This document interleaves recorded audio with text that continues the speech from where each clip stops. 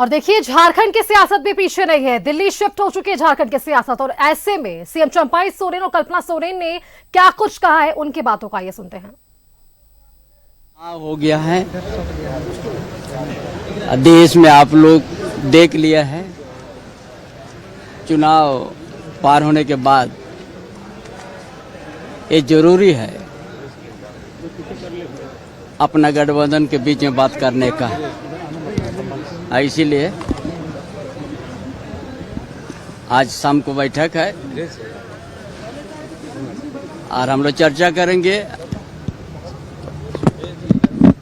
ये संभावना देखिए, किसी दल को नहीं मिला है, चाहे इंडिया हो चाहे इंडिया गठबंधन, सब गठबंधन करके ही आगे चलना है। इसीलिए हम लोग को विचार करना जरूरी समझा हम लोग, और ऐसा भी जरूरी है जब चुनाव लड़ने के बाद अपना गठबंधन के बीच में चर्चा करना जरूरी है। देश भर के जो अपने सपोर्टिंग ग्रुप्स रहे हैं, जो एनडीए के लाई रहे हैं, सबके साथ आज बैठक है। आने वाले समय में भारत के संकल्पों को पूरा करने के लिए एनडीए जो कटिबद्ध है, उसी के प्रारूप तैयार किया जाएगा। बैठ के चर्चा होगी निश्चित रूप से। जो बड़े प्रदेश हैं या फिर अपना झारखंड है या फिर बंगाल है, जहाँ भी इस तरह का, निश्चित रूप से बड़े लीडर अपने प्लेटफॉर्म में इसकी बात और चर्चाएं करेंगे। चुनाव हम लोग काफ़ी अच्छा मार्जिन से चुनाव जीते हैं। चुनाव में थोड़ा सा संघर्ष रहता है, कहीं कहीं थोड़ी चूक हुई है, उसको हम लोग आगे समीक्षा करेंगे और उस पर फिर से हम लोग सुधार करेंगे। निश्चित आज 4 बजे एनडीए का बैठक है और एनडीए के बैठक में बुलावा है, तो हम लोग उस पर जा रहे हैं। फिर वहाँ पर जो भी रणनीति तय होगा उसी के हिसाब से हम लोग काम करेंगे। देखिए, चुनाव हो गया है तो देखिए, अगर सियासत दिल्ली शिफ्ट हुई है तो हम भी आपको सीधे दिल्ली लिए चलते हैं, जहां से हमारे साथ संवाददाता अमर जुड़ रहे हैं। अमर, कल का दिन बेहद खास था। हमने देखा किस तरीके से इन तमाम लोकसभा सीटों के लिए दांवपेच लगे, कई बयानबाजियां हुई, और इन सबके बीच एक चीज तो स्पष्ट हो गई अमर, जो बीजेपी दावा कर रही थी कि अकेले में 370 लाएगी और एनडीए 400 के पार होगी, कहीं ना कहीं इस लोकसभा ने बीजेपी को और एनडीए को एक आईना दिखाया, और कहीं ना कहीं जो मुद्दे लेकर जनता इस बार वोट कर रही थी, लगातार ये बात कहा जा रहा था कि इस बार जनता ने लोकतंत्र की भूमिका निभाई है।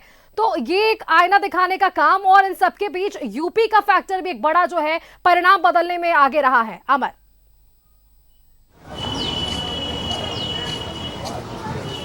बिल्कुल आपने सही कहा कि जो मैंडेट की बात कही जा रही थी, और जिस तरह से आपने एग्जिट पोल में आपने देखा कि 400 पार के लोग आंकड़े बता रहे थे, लेकिन वैसा हुआ नहीं, क्योंकि जनता में नाराजगी थी भारतीय जनता पार्टी या कह सकते हैं मोदी सरकार की बात में।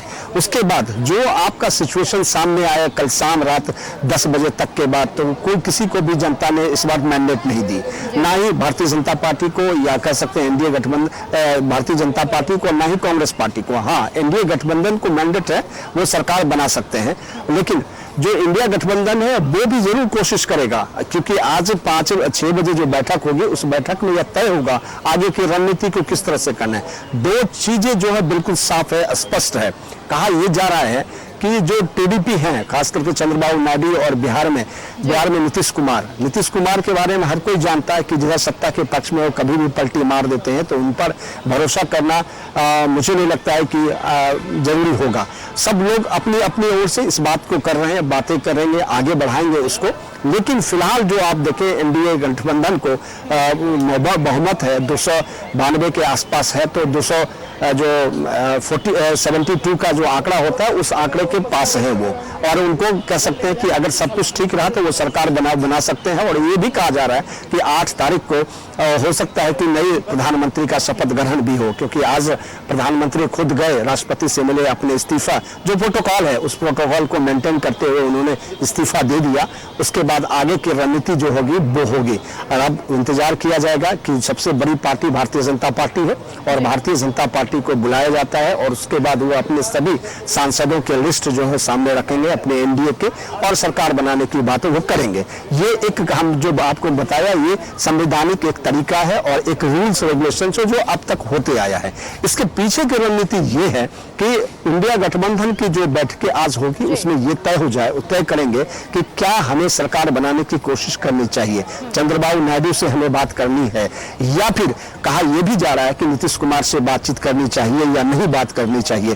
क्योंकि इससे कल की बात अगर आप देखें तो इसमें कहा गया कि शरद पवार ने जो नीतीश कुमार से बात किया है और उन्हें उप प्रधानमंत्री का उन्होंने ऑफर भी दिया। ये सब कई बातें हैं, मैं कई बातें को बात कर रहा हूं, लेकिन फिलहाल जो हकीकत है वो 6 बजे के बाद ये तय होगा कि आखिर इंडिया गठबंधन को विपक्ष में बैठना है या फिर सरकार बनाने की कवायद जो है वो शुरू करेंगे, अपने सहयोगी या अपने मैंडेट लोगों के साथ वो बात करेंगे। क्योंकि नीतीश कुमार भी इंडिया गठबंधन में रह चुके हैं, उनकी पहल के द्वारा ही इंडिया गठबंधन का पहल किया गया और इंडिया गठबंधन बना।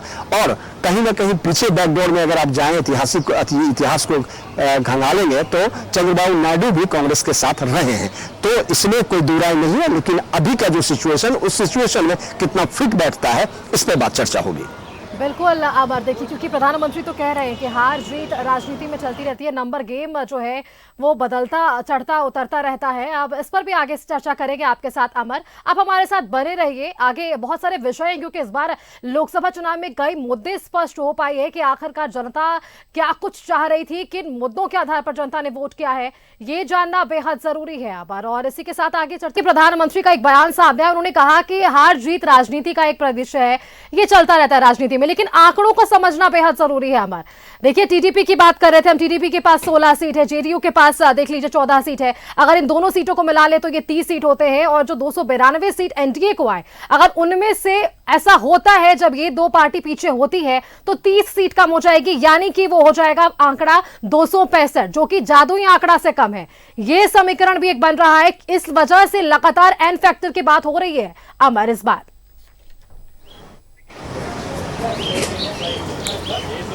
देखिए, मैं ये होता तो वो हो जाता, वो होता तो ये हो जाता, मैं इसमें पढ़ना नहीं चाहता हूं और मैं आपको क्लियर कर देता हूं। क्योंकि अभी जो सिचुएशन है, क्योंकि नीतीश कुमार के भारतीय जनता पार्टी में शामिल होने का मकसद क्या था वो सभी जनता भी जानते हैं और लोग भी जानते हैं। नीतीश कुमार का मकसद ये था कि अगर हम लोकसभा चुनाव भारतीय जनता पार्टी यानी एनडीए गठबंधन के साथ जीतते हैं तो हमारी पॉलिसी या फिर हमारे सांसद ज्यादा से ज्यादा जीत करके आएंगे, उनकी ये पॉलिसी थी और मुझे लगता है वो अपनी पॉलिसी में कामयाब रहे, 12 सीट उनके जीत करके आए।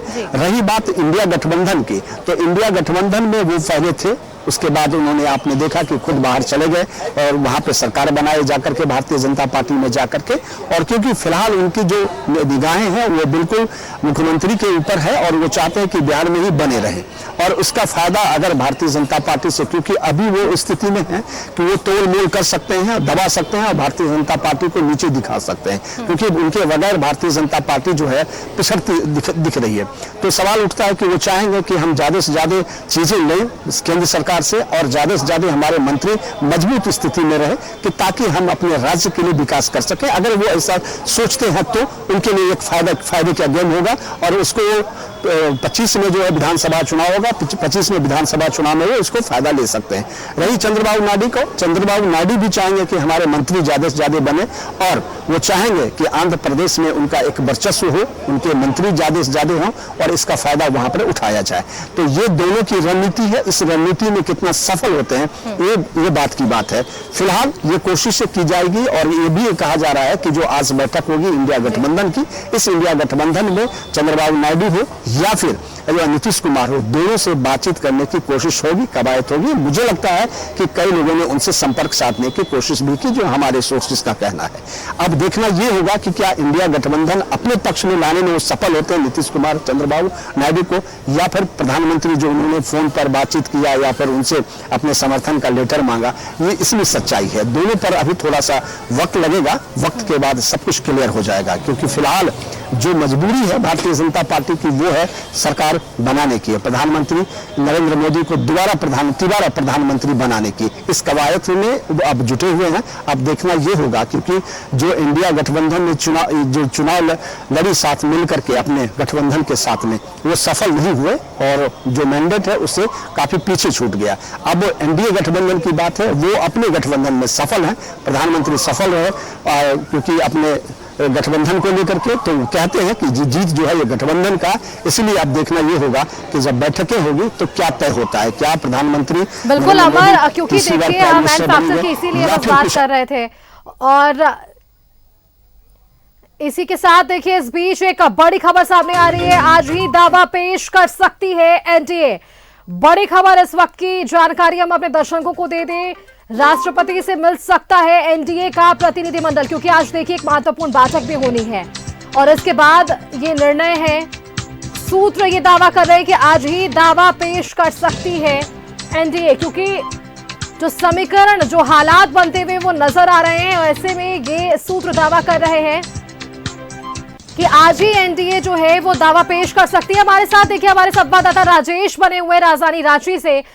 राजेश, देखिए सवाल बहुत सारे थे, इन सबके बीच एक और बड़ी खबर सामने आई गई कि आज ही जो है एनडीए प्रतिनिधिमंडल जो है वो राष्ट्रपति से मिल सकता है, अपना दावा पेश कर सकता है।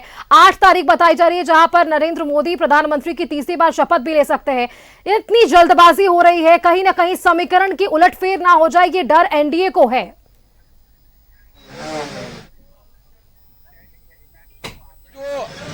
टैली है, यानी जो आंकड़े हैं एनडीए के फोल्डर में, उसके हिसाब से सभी लोगों को ये लगता है जल्दबाजी होती है। लेकिन आप ये माने कि आज प्रधानमंत्री ने इस्तीफा दे दिया है और राष्ट्रपति को जाकर उन्होंने मंत्रिमंडल का इस्तीफा सौंपा और फिर उन्हें कहा गया कि वैकल्पिक सरकार बनने तक वो पद पर बने रहे, क्योंकि कुर्सी कभी खाली नहीं रहती है। इस बीच एनडीए की बैठक है। एनडीए के जो घटक दल हैं, जैसे टीडीपी के हैं या जेडीयू के हैं या आजसू के, झारखंड के आजसू के हैं, या लोजपा रामविलास कहलें, ये तमाम लोग जो है वो दिल्ली पहुंच गए हैं। और जब पहुंच गए हैं तो इसमें विलंब करने की कोई जरूरत नहीं है और स्पष्ट रूप से ये समझा जा रहा है कि जाके डेलीगेशन अपनी तरफ से पत्र देगा। जो घटक दल हैं, चाहे जेडीयू हो या जो भी है, वो सभी लोग अपने अपने लेटर पैड पर देंगे कि उनके अध्यक्ष के द्वारा दिया जाएगा राष्ट्रपति को कि हम लोग एनडीए के साथ है, बीजेपी को समर्थन दे रहे हैं, जो कि सबसे बड़ी पार्टी है बीजेपी, और तो वो उसके नेतृत्व में सरकार बनाने के लिए फिर राष्ट्रपति की ओर से सरकार बनाने के लिए निमंत्रण आएगा। तो ये सारी चीजें कवायद है। अब किस दिन ये सब कुछ होता है ये देखना होगा। आपस में मिल बैठकर सारी चीजें होंगी। मैं आपको और भी बता दें तो संभवतः 8 तारीख को या 9 तारीख को ये हो सकता है। 10 तारीख को चूंकि उड़ीसा में सरकार बननी है और उड़ीसा में वहाँ चूंकि बीजेपी की सरकार बननी है, वहाँ भी जो मुख्यमंत्री हैं यानी बीजेड के, बीजू जनता दल के नवीन पटनायक ने इस्तीफा दे दिया है और राजभवन पहुंचकर राज्यपाल रघुवर दास को इस्तीफा पत्र सौंपा। वहां भी उन्हें यही कहा गया है कि वैकल्पिक सरकार बनने तक वो कार्यभार संभाले। उसी प्रकार से देखिए ये संवैधानिक प्रावधान है, तो एनडीए के लोग बिल्कुल कम से कम बीजेपी के जो लोग हैं वो उन्हें जरा भी इस बात से मायूसी रही है कि देखिए मायूसी तो बीजेपी को राजेश झारखंड से भी मिली था। 17 छोड़कर सभी अगर सीटों की बात करें, रिजर्व सीट 5 सीटें बीजेपी ने गंवा ली है। नुकसान तो झारखंड से भी बीजेपी को हुआ है ना। हाँ, देखिए नुकसान पूरे देश से हुआ है। आप देखें कि पूरे देश में अगर राष्ट्रीय स्तर पर आप देखें, क्योंकि लोकसभा चुनाव हुआ है, उत्तर प्रदेश में खासा नुकसान हुआ है। जहां पर एक मजबूत योगी की सरकार है, बीजेपी की सरकार है, वहां सबसे ज्यादा नुकसान हुआ है। राजस्थान में नुकसान हुआ, जहां हाल में चुनाव हुए हैं और वहां बीजेपी की एक बहुत अच्छी सरकार, मजबूत सरकार बनी। आप देखें कि मध्य प्रदेश में जिस प्रकार के रिजल्ट आए, सारी की सारी सीटें जो है बीजेपी के पास गई। तो निराशा उत्तर प्रदेश से भी हुई है, झारखंड से भी हुई है, राजस्थान से भी हुई है, महाराष्ट्र से भी हुई है। तो इसलिए आप देखें कि एनडीए को जो 60-65 सीटें कम आई हैं, अब इसी कम से कम ये इतना है कि एनडीए को बहुमत है। अब 292 जो सीटें हैं जी। उसमें उसको समेट कर रखने की जरूरत है और नरेंद्र मोदी प्रधानमंत्री पद की शपथ लेंगे। ये सारी चीजें स्पष्ट हो जाएंगी कि कब लेंगे, क्या समय होगा और कौन कौन उसमें रहेंगे। वैसे देखें कि आप विदेशों से भी सभी नरेंद्र मोदी को शुभकामनाएं मिल चलिए राजेश, रही है। अब समीकरण समझना बेहद मुश्किल, क्योंकि अब जो समय है वो आगे बढ़ेगा और इसके साथ ही ये तमाम बैठकों का जो समीकरण है वो भी निकलेगा। राजेश, आपका बहुत बहुत धन्यवाद हमारे साथ जुड़ने के लिए, और अमर आपका भी हमारे साथ जुड़ने के लिए बहुत बहुत धन्यवाद।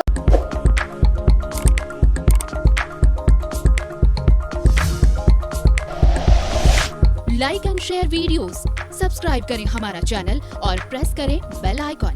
न्यूज़ 11 भारत, सच है तो दिखेगा।